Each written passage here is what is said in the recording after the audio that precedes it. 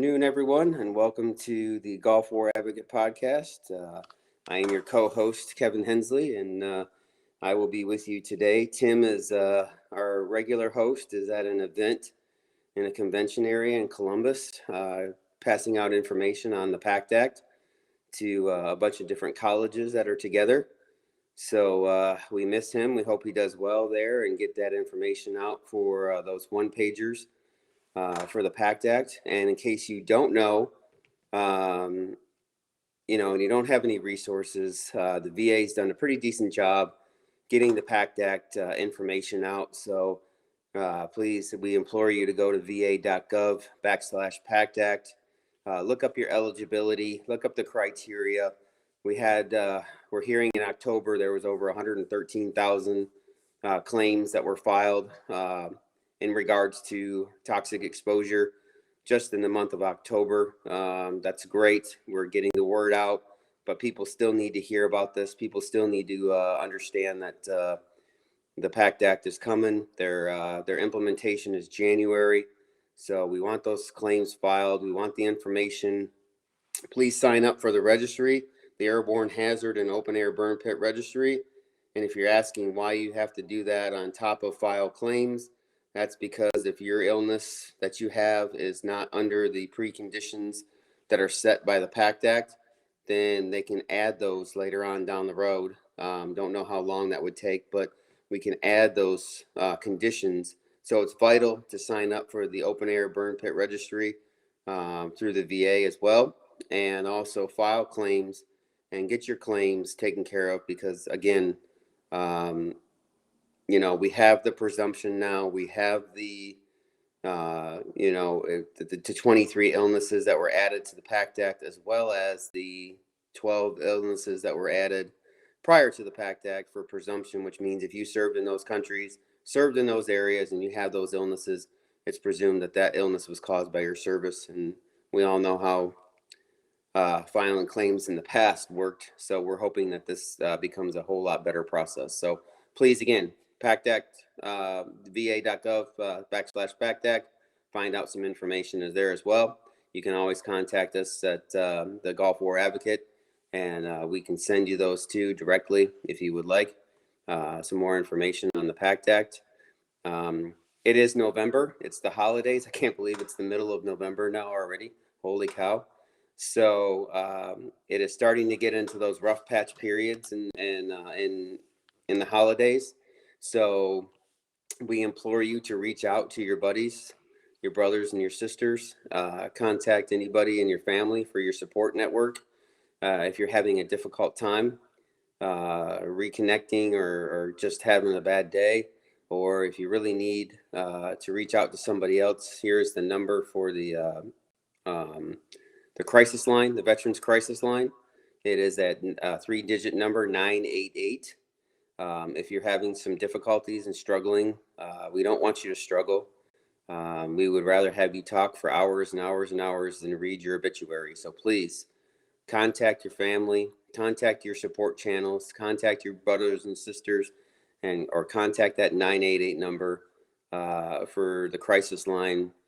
We'd rather have you here than be talking about you in the distance. So again, take care of yourselves, take care of one another over the holidays. Happy holidays.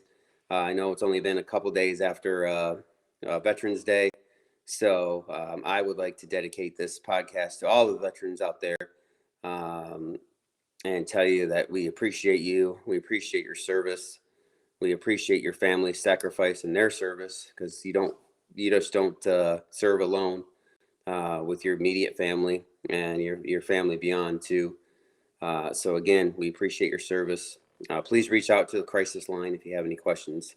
So again, thank you for that. So today, we have a very special guest with us today. He is a program coordinator for Washington, D.C. with the Student Veterans of America. His name is Cameron Zbikowsc, and he is, I met Cameron. I'm going to bring him on here. Say hello, Cameron. How we doing? Hey, Kevin. Thanks for having me on.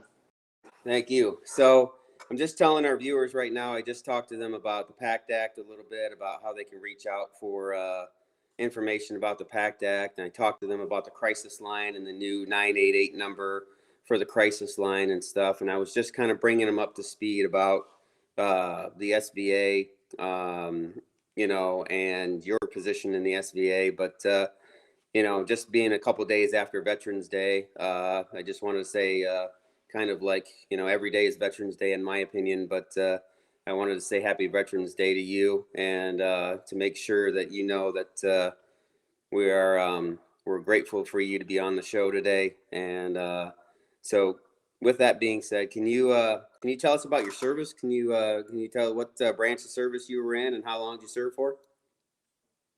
Yeah, of course. A personnel specialist in the world's finest Navy. I did 8 years serving the station Everett, Washington.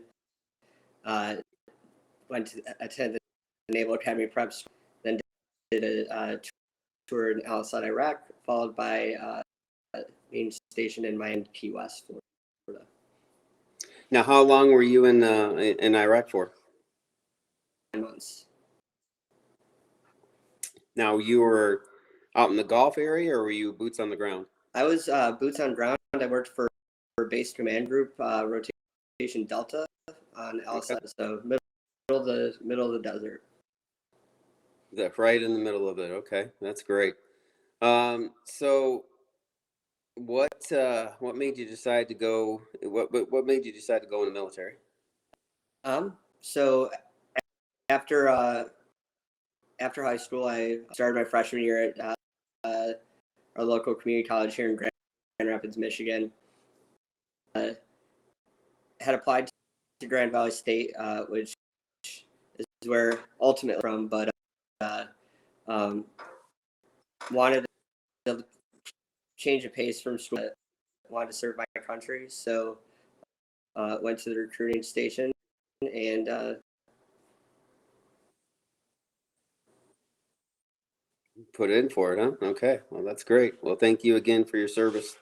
So, we talk about all the benefits that veterans have when the GI Bill and housing and some other things like that, and we find that in the past. Now, I don't know if this is in your purview, but in the past, it was pretty difficult for my dinosaur days back in the military.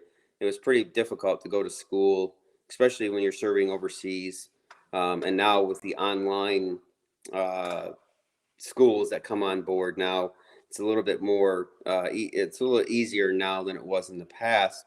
But what is your thought process about using those benefits and the significance of those benefits when veterans are able to use something like the GI Bill in your realm with the SBA? How does that work?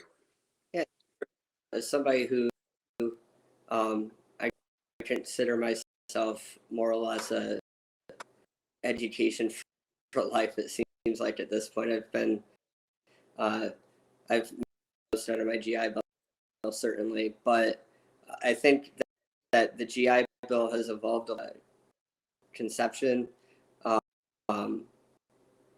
and even from when I first enlisted, we had the Montgomery GI Bill, and that transitioned with the assistance of student was the primary force behind pushing for the post 9/11. And then once again, I think the benefits throughout the life cycle of the GI Bill have significantly better and more accessible to the veterans that it and has made it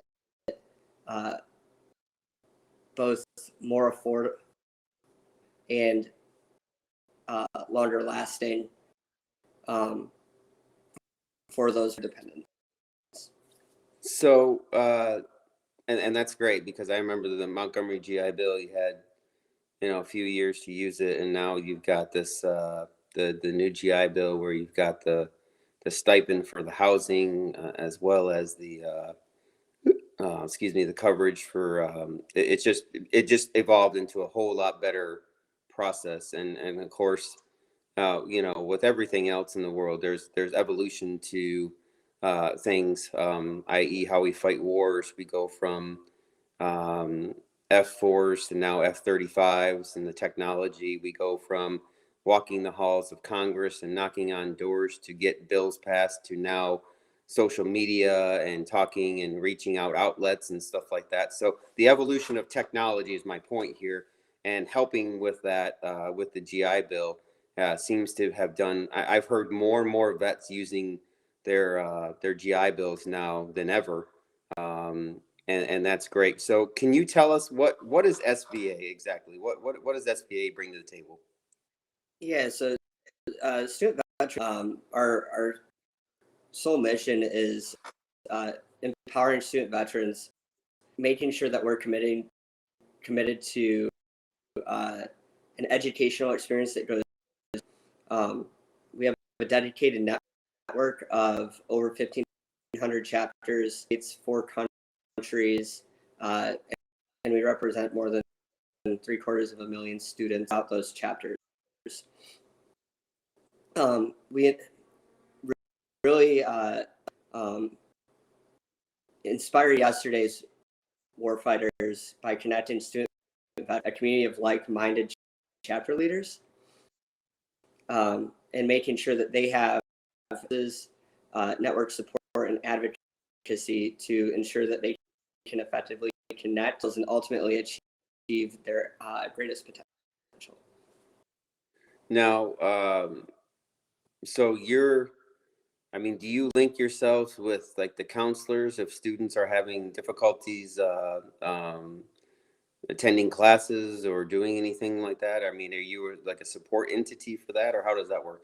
So we can help direct them to resources, but ultimately each campus is unique. Its own services available to its students.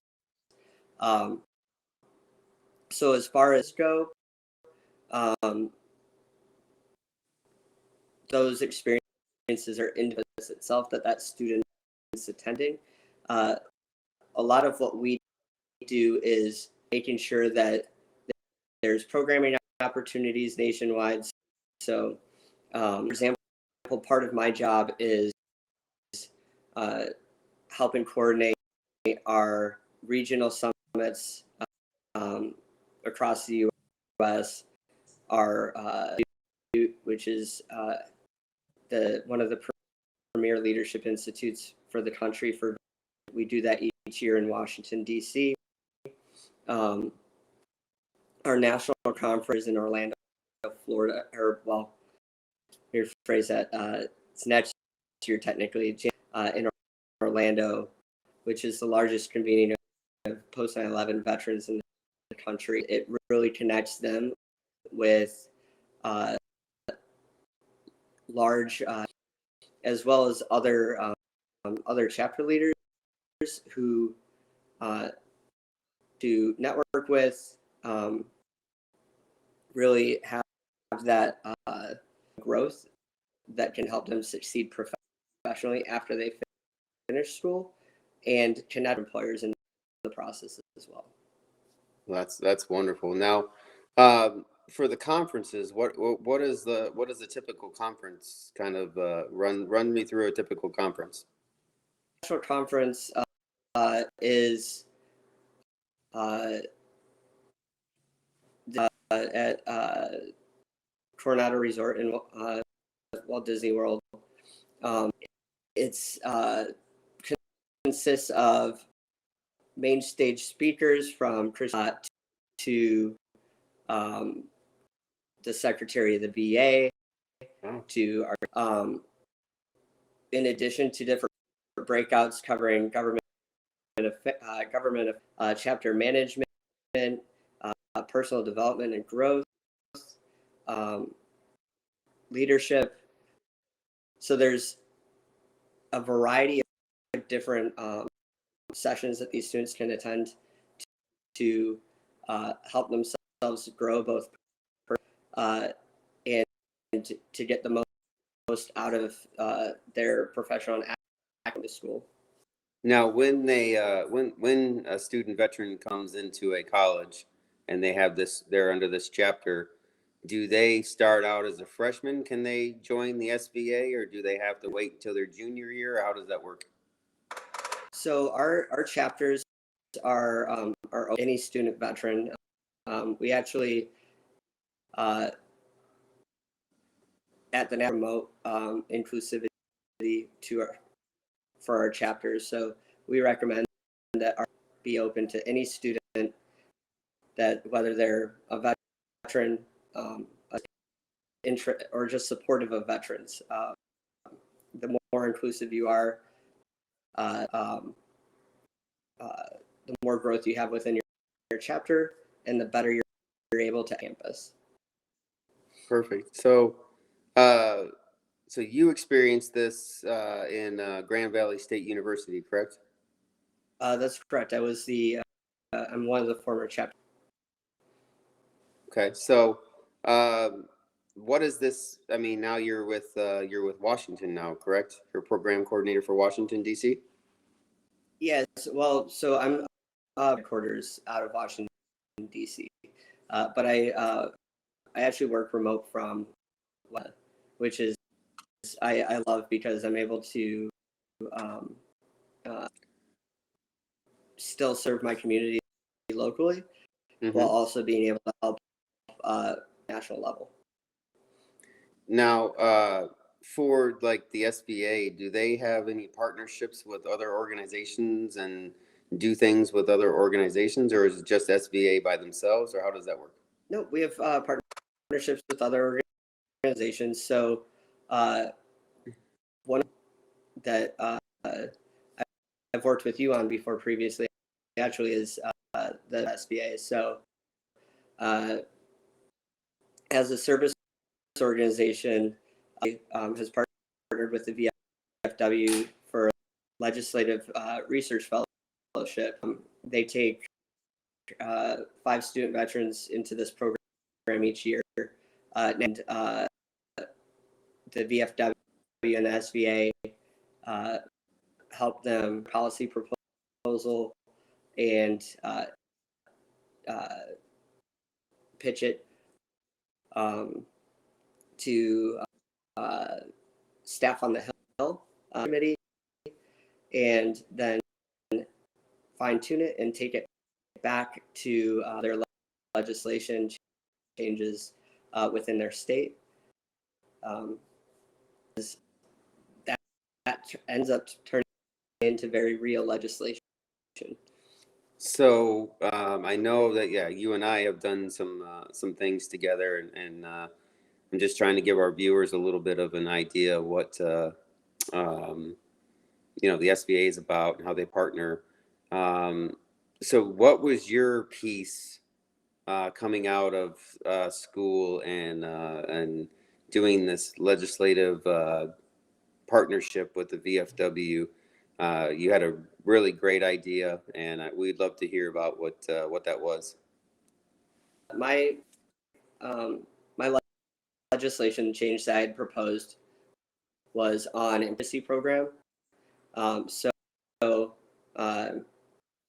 What I found was in West Michigan alone, you have 1 VA medic and 5 outpatient clinics. And between all of our patient advocates, 2 that only support, and the other 2 that support the 5 outpatient clinics. And between the 4, responsible for over 130,000 veterans. It's no wonder you often can't get a hold of your patient advocate. And so policy proposal recommended was it actually ended up gaining legislation, HR 5754 and HR 57. So 5754 is the Patient Advocate Tracker Act, and allows the patient to self-submit their complaint with the VA to their patient advocate, immediately starting that 7-day countdown that the VA has to resolve. And it allows them to track where in the process that complaint is at any given point. The visual that I used that was highly effective was the Domino's Pizza Tracker, because a pizza from the time you order it to the time it's delivered, you should be able to track your complaint with the VA until the time it's resolved. And so this naturally passed the House back in May 11-1, and then was passed by the Senate September under unanimous consent, and was signed into later that month. And so, well, congratulations. That's awesome. Thank you. I'm excited, and I'm looking forward to the difference that I'll make. It's common sense also is a great way to reduce stress on the veteran and increase accountability with the VA in the patient advocacy process. So, how did this come to light? I mean, you just started researching this problem, or you had a lot of veterans come up to you and say, you know, I'm filing a complaint, nobody hears me, I'm tired of not getting any results, or is this just a study that came up, or how did you get involved in this particular advocate, you know, like the patient advocate idea in itself? Came out of from personal experience is Okay. what generated my my interest in an issue, and then found a solution that made sense and was relatively easy to implement and low cost. Could fix the issue. Creating legislation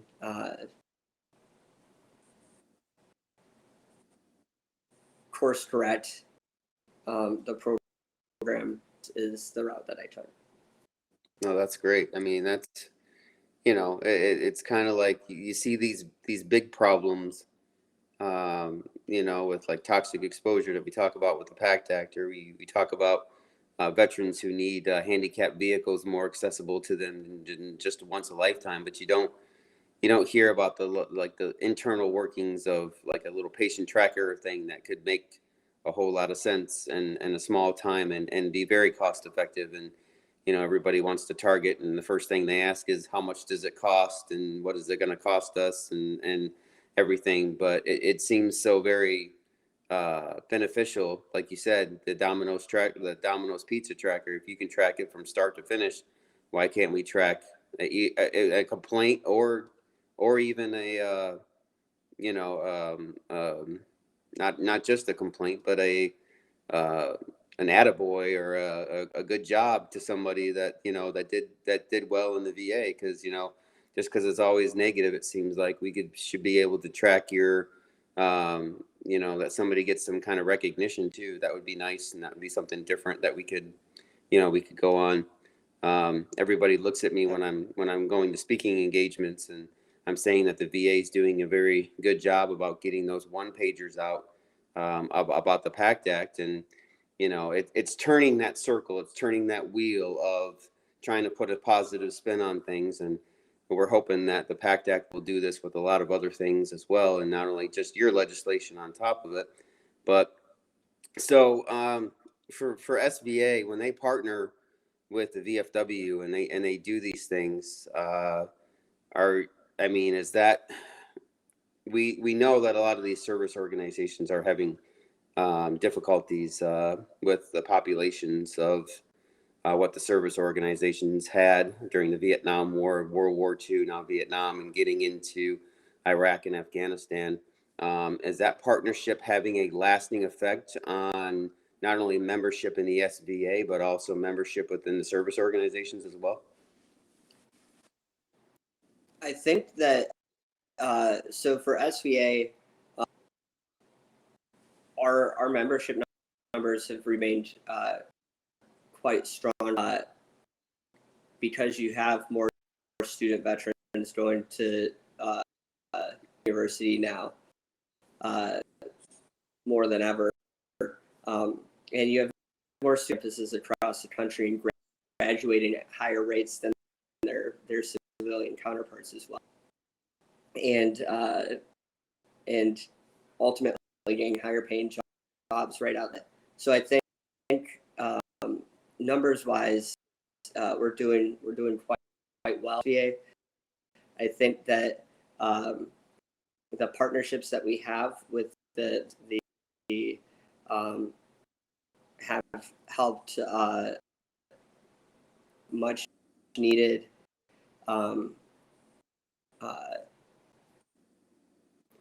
between the different generations of veterans. It helped initiate conversations that might others and getting younger veterans into some of these posts. Now, how long has the SVA been in operations? So we've been around since 2007, and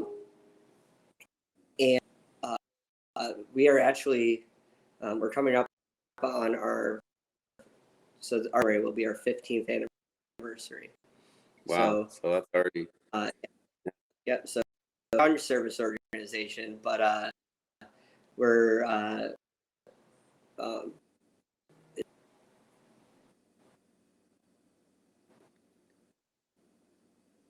that we're able to make for the veterans that we represent across the country.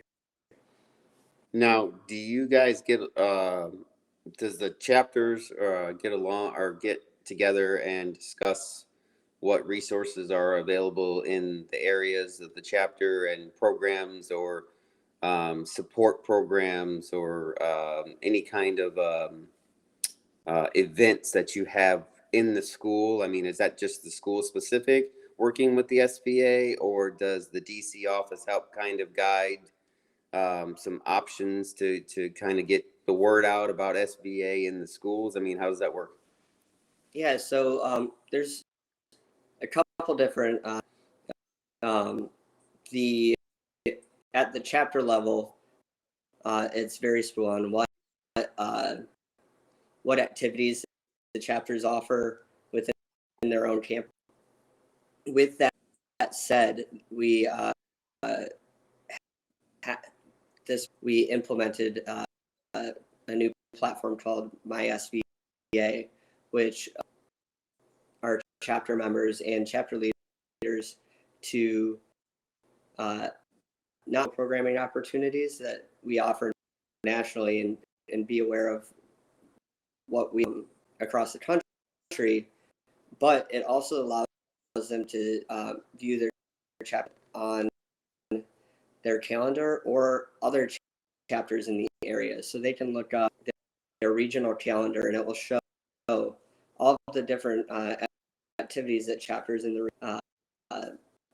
so that they can reach out to each other and connect and possibly collaborate on different. We also our regional summits are really, while they're for all chapters, they're most beneficial to our new and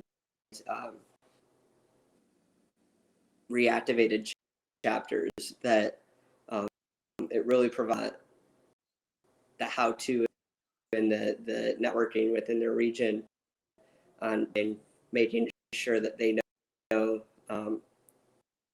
what resources are, what the different roles within the chapter are, and how best to impact the chapter can be as successful as possible.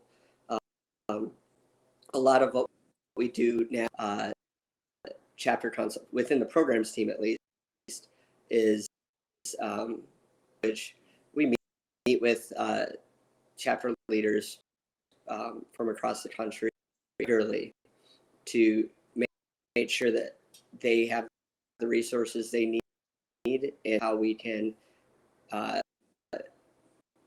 make sure that they do get the resources there to be successful, and for the students on their campus to get the most out of their college or student.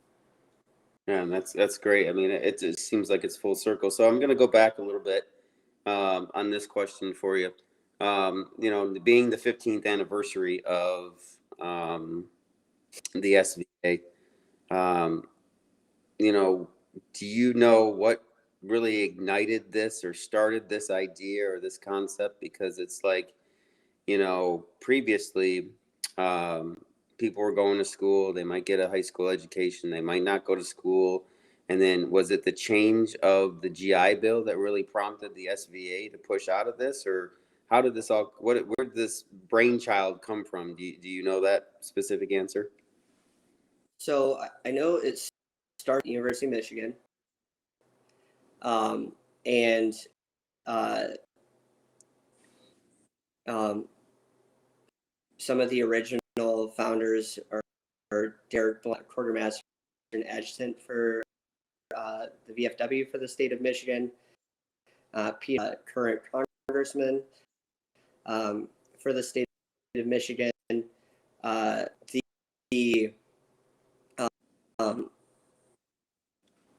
to my understanding, the concept of the organization was born out of people's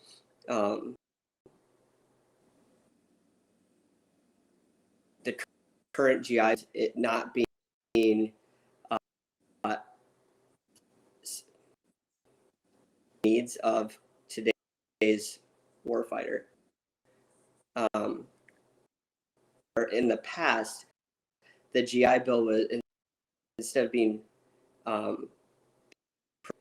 reactive, meaning you got the benefits, the changes to benefits didn't happen until the war was over. But the Right. Iraq and Afghanistan war, people had no idea when this war was going to be over. And so it was more about getting those benefits so that we could, they could use those benefits to the fullest extent possible, rather than way down the road. Well, and that's the survivor thing was really great that they added into that you could transfer your benefits if, you know, if you weren't going to use those, or if you've obtained enough and, you know, if you're an officer in the military and you're getting your GI Bill, you could transfer those over to your, you know, your family, or you could, you know, if you're a senior enlisted person that's got some education that didn't decided they didn't want to use that or whatever, they could transfer it over to their children. And now that's pretty important, because the Montgomery GI Bill, it was you only, and that was it, you know. So that's great. But I mean, so the SBA has helped out with so many different chapters and bringing this to light, and partnerships with the VFW and you know, doing the legislative thing. Tell me your thoughts on you know, being a younger, not too young, but a younger vet in this process with walking the halls and kind of doing the legislation piece, and kind of putting this all together with SVA and the service organizations, and getting those legislative goals that you had put in accomplished. What was that like for you? Sure. So from a I'm going to switch SVA rep to more of a I was doing this. I think that it was and a very rewarding opportunity to meet the delegation to Congress, and to be able to pitch my proposal. And subsequently advocating across the country to try and get members of Congress for this legislation. Also, I think the being able to walk the halls of Congress and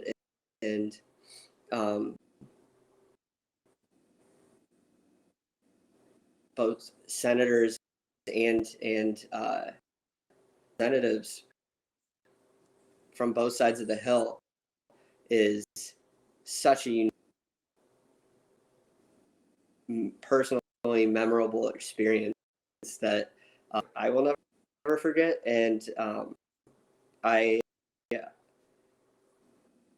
you had asked 8-year-old Cameron if he ever thought he'd be advocate for policy on the Hill, he'd probably tell you were crazy. I was a fan of the "I'm Just a Bill" song from Schoolhouse Rock. So right. But no, go ahead.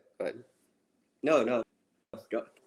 So we you yourself have walked the halls, and then tell me what it was like for you, because I know you got a signed copy of that bill.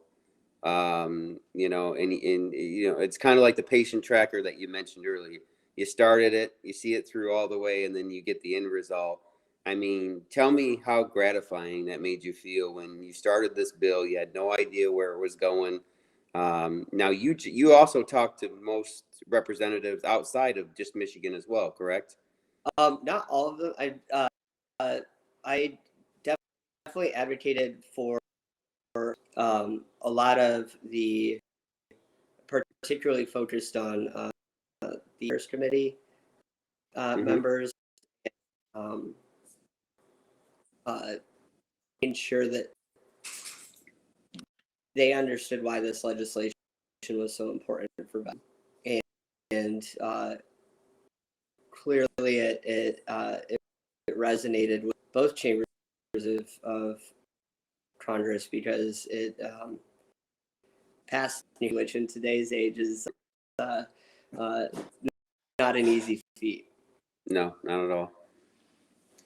Not at all. So tell me what it was like when you got a signed copy of that bill saying it was approved. I mean, it had to be, like you said, going back at age 8, you would never thought you would do this, and then you get this idea while you're going through school and having your own personal experiences, and then bam, just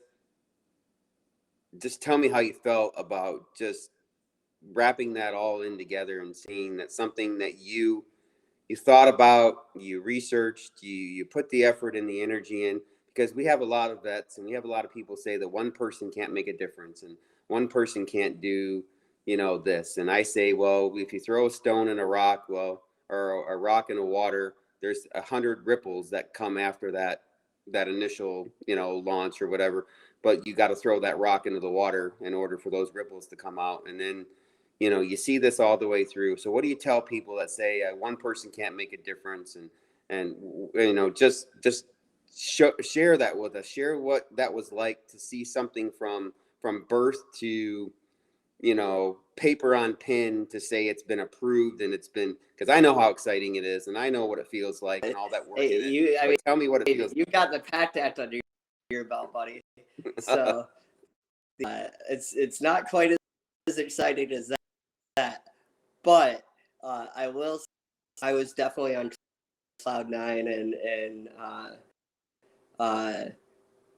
ear to ear grin definitely when I got the phone call from that the bill was on its way to President Biden's desk, and then when I was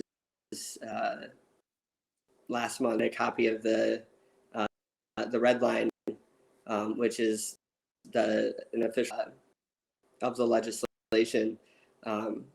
It's definitely being framed in 101.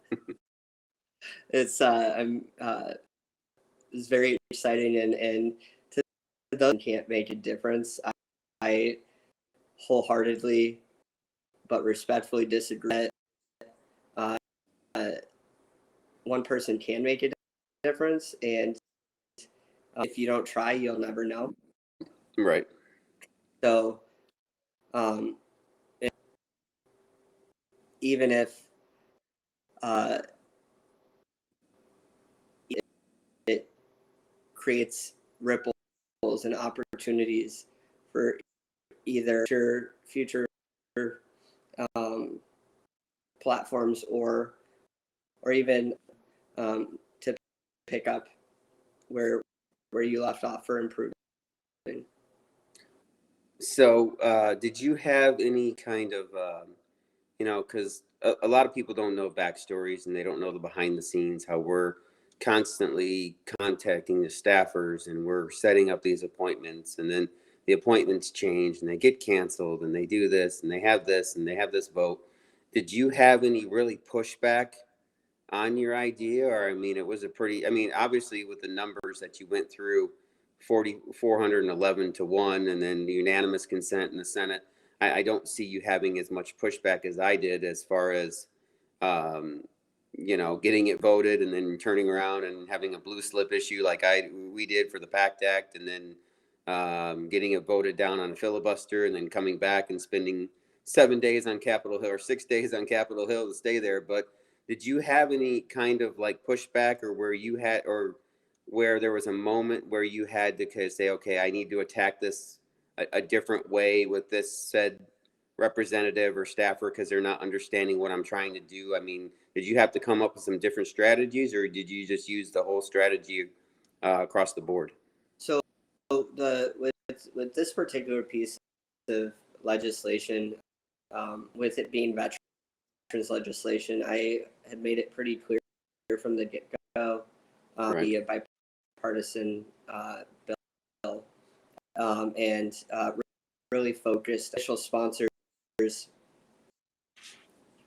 having representative as co-sponsors on this bill. So the bill that was signed into law was Congresswoman Lisa McClain out of Michigan, and then was co-sponsored by Congresswoman Dingell, Congresswoman Slotkin, and Congresswoman Muhlenar, and really had that initial bipartisan support, and then ultimately signed onto by the entire Michigan delegation.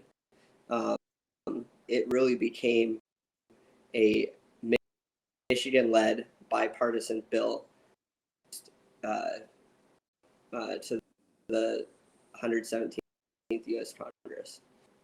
And that's amazing, because that's what it's all about. It's about getting bipartisan support, regardless of what people think and their opinions about their political aspirations. But it's bipartisan support, getting it through, and getting those people taken care of, and being good human beings about doing the right thing, and helping veterans and helping Americans out. And that's I mean, just to hear, just knowing what that's like personally, because like I said, the Michigan delegation, we had the highest delegation for the PACT Act as well. We had over 78% that signed on to it initially when it went through the House.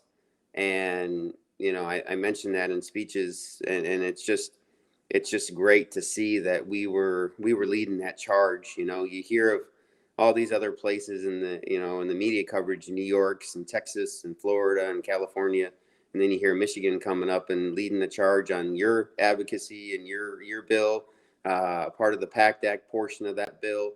So it's been it's been a really great experience for myself. But and I attribute that to going back to college. I mean, I'm a criminal justice major. I never thought in my life I'd be walking the halls of Congress, much less you and I walking the halls of Congress together.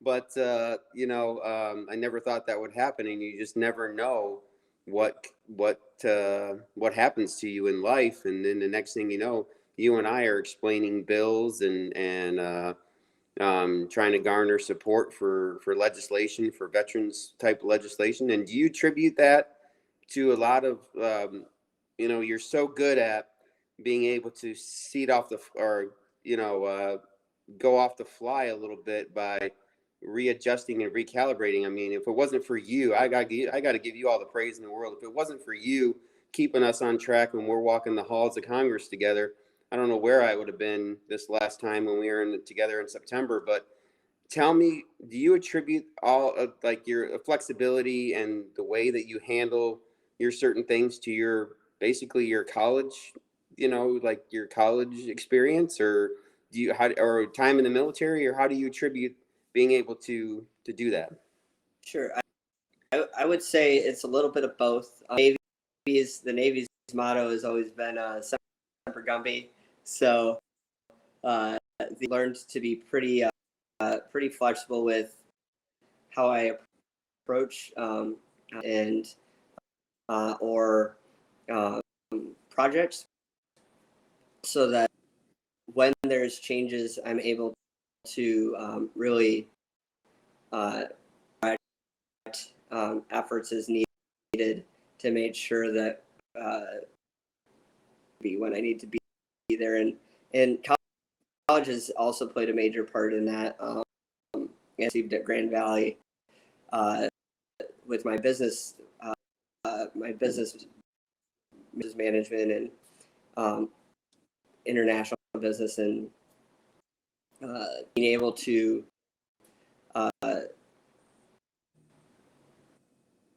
really manage and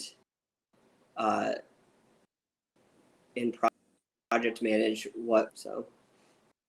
So let's put your SBA hat back on a little bit here. And so I'm curious, what would you tell somebody who's getting ready to transition out of the military? They're looking at their ideas and their thought process. And of course, whether they're retiring or they're just getting out for their term is up or what have you. What would you tell them? What advice would you give them when they're coming out, regardless of where they're going, to seek on their educational aspirations? Sure, I would definitely they connect with their local SVA chapter on their campus if their campus has one. Campus doesn't have one. I highly recommend starting other veterans with similar interest and advocate for themselves on their campus.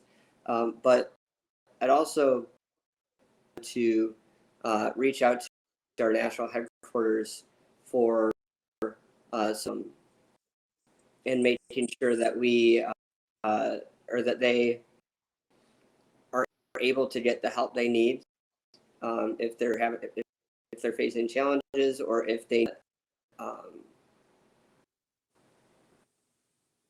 to know chapter. We can assist with that. You can go to our website at studentveterans.org, our main line for DC. But I'd encourage our students to attend our national conference.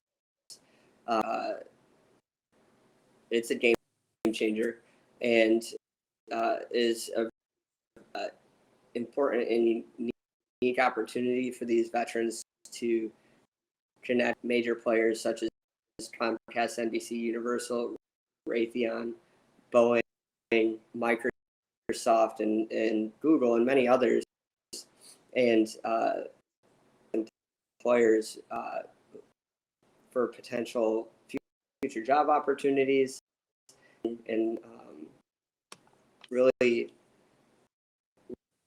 country. So as we're wrapping up, I really appreciate you coming on and kind of giving us an idea of what SBA is all about.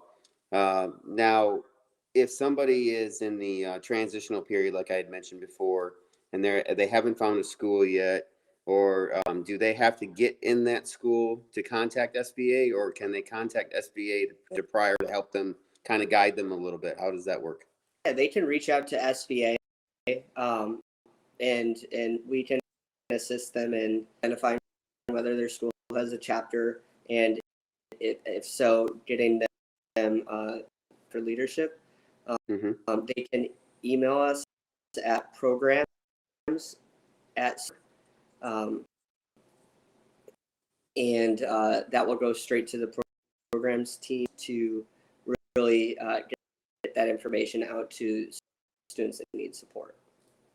That's great. Well, we really appreciate it. So it's SVA, studentveteransofamerica.org, and of course the telephone. And you had mentioned that the conference in Orlando.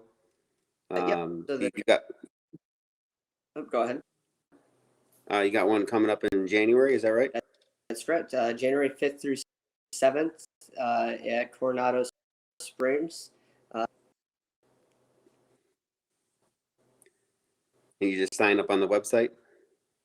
So you can go to natcon, natcon.studentveteran, and you're able to register, book your hotel. Everything can be done. Perfect. Again, Cameron, we thank you so much for coming on. We're going to leave this up for a little bit here as we get ready to depart. Any final words? Any final thoughts? We can't tell you how much we appreciate coming on today, and it means a lot to us. I appreciate you having me on as well, and I hope the veterans across this country have a wonderful Thanksgiving and holiday season coming up. All right. Well, thank you very much, and I'm going to turn you off here. If you can stay on just a few more minutes, I'm going to close out. All right. So there's the SVA information right there. Again, we had Cameron come on today to talk about SVA stuff. We are not going to be on next week due to the holiday, Thanksgiving. So an early happy Thanksgiving to everybody. We are going to be on the 29th. We have Shane Lieberman from DAV on the 29th. We have Rosie Torres from Burn Pit 360, who's coming on the 30th. And so we'll be interviewing and having them join us on the podcast. So from all of us here at the Gulf War Advocate, we hope that you and your family have a wonderful, joyous, and holiday time together, Thanksgiving. We will see you after the Thanksgiving holiday for more podcast information. Remember that this will be downloaded to YouTube, Spotify, Amazon, and our podcast syndicates shortly after the show. So again, we thank you for the opportunity. Lastly, if you're having some struggles and if you're having some hard times and you're having some difficulties over the holidays, please reach out to your families, to your friends, those important to you that make impacts on your daily life. We understand the struggles are real. We understand that the holiday time can be a very taxing time for some, more than others, and some just plow through it, and others just need a little bit of an outlet, and that's okay because you're not alone. We're doing this because you're not alone. So please, again, last time, if you have a question or if you have a problem, you have a situation that you need help with and you want to talk to somebody, please reach out. Nobody is going to question your access to want help. And if they do, that's horrible. But again, reach out, 988 Veterans Crisis Line. Reach out to your families, reach out to your friends, reach out to your brothers and sisters. And again, we thank you for joining us today on the Veterans Gulf War Advocate podcast. And we look forward to seeing you guys on the 29th and in future podcasts down the road. So thank you very much. Hope you all have a great day.